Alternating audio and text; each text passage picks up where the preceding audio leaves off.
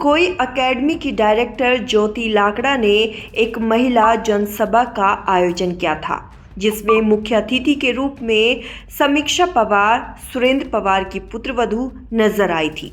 इस मौके पर उन्होंने एक बार फिर अपने ससुर सुरेंद्र पवार के हक में वोट डालने की अपील की है।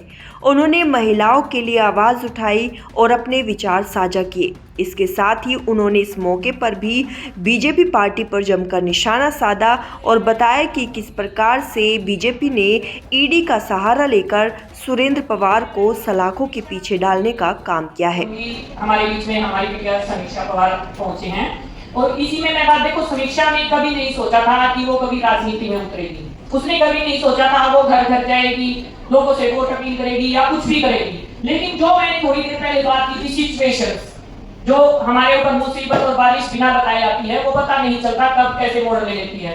तो समीक्षा ने जैसे संभाला, जो हम यहाँ मैम ने बताया और हमारी मोना जी ने बताया, सुनील जी ने बताया कि सब स्ट्रगल करके आगे बढ़े हैं। चलो ये अच्छी बात है कि समीक्षा बेटी ने संभाल लिया है बहुत कुछ। हम समीक्षा को और भी कहीं जाना होगा, अपना तो कंटिन्यू चलता ही रहेगा। तो समीक्षा को बोलूंगी एक बार बीच में आके, और जो भी देखो, हम पवार जी से समीक्षा को हमें बताने की जरूरत है नहीं कि हम भाई साहब हमारे बीच में क्या मायने रखते हैं, उन्होंने हमारे समाज में हमारे लिए क्या काम किए हैं, उनकी छवि कैसी है। लेकिन फिर भी वो अपने पद पे निकली हुई है, अपनी जिम्मेवारी संभाली हुई है, और उसका हौसला बढ़ाने के लिए मेरी जितनी यहाँ मात्र शक्ति इकट्ठी हुई है और जो बाकी आने वाली है, हम समीक्षा को आश्वासन देते हैं कि जिस तरह हमने अपने फील्ड में बात संभाल रखी है, यहाँ समीक्षा बेटा कोई भी ऐसी लेडी नहीं है जो घर में रहने वाली, सारी वर्किंग है और सब किसी ना किसी के टच में है, आपके साथ खड़े हैं, स्पष्ट खड़े हैं।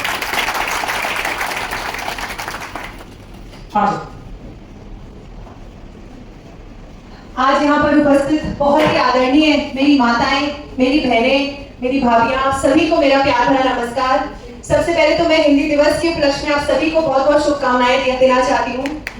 जैसे कि आप सभी को पता है, आपके सुख दुख के साथ ही आपके अपने बेटे मेरे पिताजी श्री सुरेंद्र पवार जी के साथ और हमारे पूरे परिवार के साथ पिछले 2 महीने में सरकार ने क्या करा है। ऐसे समय में जब उनको आप सबके बीच में होना चाहिए था, चुनावी दौर के बीच में जब उनको आप सबके बीच में होना चाहिए था, और आज वो गिरफ्तार है। और सरकार ने जब उनको गिरफ्तार किया तो पहले 3 दिन सिर्फ एक ही बात बोली, भाजपा ज्वाइन कर लो, तुम कल रिहा हो। पहले 3 दिन सिर्फ एक बात, बहुत प्रेशर दिया, बीजेपी ज्वाइन कर लो, तुम कल रिहा हो, हमारी वॉशिंग मशीन में आ जाओ, तुम कल साफ होके तुम कल रिहा हो। मेरे पिताजी ने उनको एक बात बोली, मैं राजनीति बेशक 5 सालों से कर रहा हूँ, मैं जनता का सेवक हूँ, कांग्रेस पार्टी में था और ऐसे ही पूरी जिंदगी अपनी कांग्रेस पार्टी में रहकर अपनी माताओं की, अपने बुजुर्गों की, अपने युवा साथियों की सेवा करता रहूंगा। मेरा धर्म, मेरा कर्म जनता की सेवा करना है।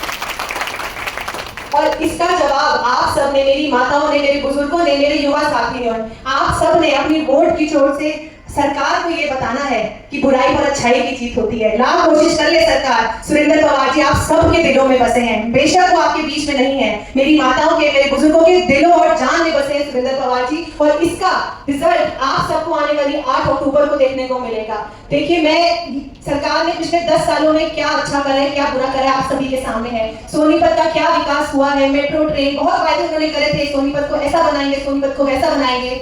सोनीपत को सोनीपत के हाल के लायक ही नहीं छोड़ा है, आप सभी को अच्छे से पता है। और अभी आपके बीच में आएंगे, बीजेपी के प्रत्याशी भी आएंगे, आपको बहलाएंगे, फुसलाएंगे, आपकी जिंदगी के 5 साल और मांगेंगे।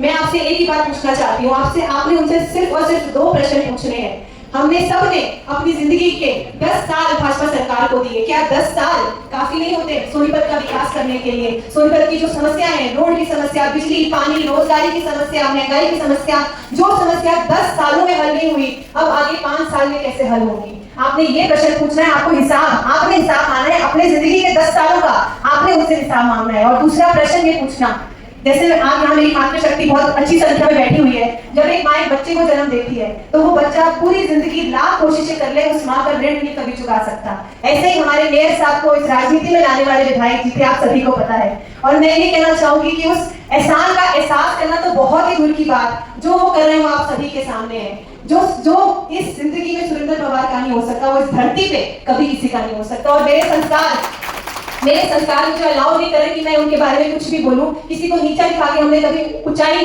पे चढ़ना नहीं सीखा। वो आप सभी के सामने दिख जाएगा और आप सबका आशीर्वाद लेने आपकी बेटी आपके बीच में आई है। देखिए, ये कांग्रेस बीजेपी की लड़ाई तो बाद में है, ये लड़ाई न्याय की लड़ाई है। और मैं पिछले 1 महीने से सभी के बीच में जा रही हूँ, पूरे शहर में गली गली घूम रही हूँ और मुझे मातृशक्ति का बहुत आशीर्वाद मिल रहा है। और सच मानिए तो ये आशीर्वाद देकर मैं रोज सुबह एक नई ताकत के साथ, एक नए जोश के साथ उठती हूँ। और आशीर्वाद देने के लिए मेरी माताएं बैठी हैं, मेरे बुजुर्ग बैठे हैं, मेरे युवा साथी बैठे हैं। आप सब मुझे आशीर्वाद देते हो, आप सब मुझे जोश देते हो कि मैं इस लड़ाई में लड़ूं। इस न्याय की लड़ाई में मुझे आप सबका और भी साथ चाहिए। देखिए, लड़ाई बहुत लंबी है, बहुत मजबूती चाहिए मुझे भी, और इस मजबूती का आशीर्वाद और आप इसका प्यार मुझे आप सबसे चाहिए। और मैं एक ही बात कहना चाहूंगी, मैं एक पंजाबी घर में पैदा हुई थी, मैं एक पंजाबी बेटी हूँ और मुझे बहुत गर्व है कि मैं एक पंजाबी घर में पैदा हुई हूँ। बट मैं शादी होकर ऐसे घर में आई हूँ जहाँ किसी की जाति नहीं पूछी जाती, जहाँ किसी का धर्म नहीं पूछा जाता।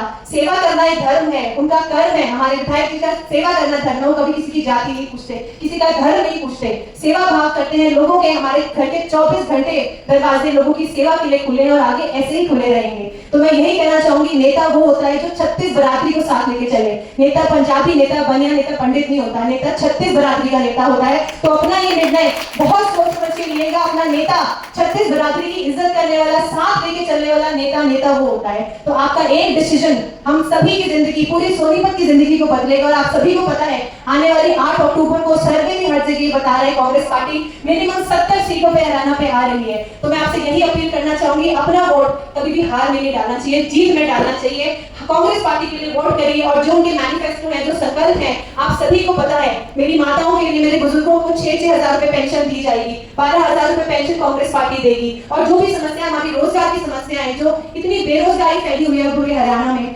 कांग्रेस पार्टी सबसे पहले 2 लाख नौकरियां हम सब बेरोजगार साथियों को देंगी, जो बेचारे इतनी पढ़ाई करने के बाद बावजूद भी घर पे बैठे हुए हैं। और जो फैमिली आईडी, प्रॉपर्टी आईडी की समस्या हम सबको हो रही है, सबसे पहले कांग्रेस पार्टी इसको हटाएगी। और ऐसे बहुत सारे संकल्प कांग्रेस पार्टी लेकर आई है, लेकिन वो सभी आप सबके आशीर्वाद के बिना अधूरे हैं, प्यार के बिना अधूरे हैं। जैसे 2019 में आपका पूरा समर्थन मुझे और मेरे पूरे परिवार को और विधायक जी को मिला था, आशा करती हूँ, एक बेटी की तरफ से हाथ जोड़कर आपको अपील करती हूँ, उससे ज्यादा समर्थन, उससे ज्यादा आशीर्वाद इस बार हमें चाहिए, क्योंकि ये लड़ाई न्याय की लड़ाई है।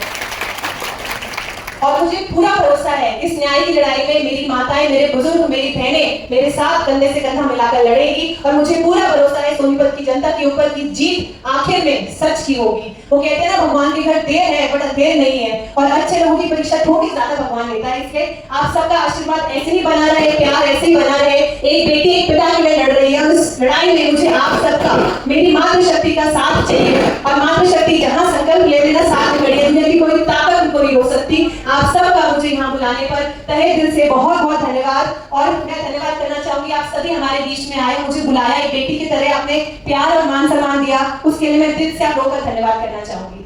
धन्यवाद।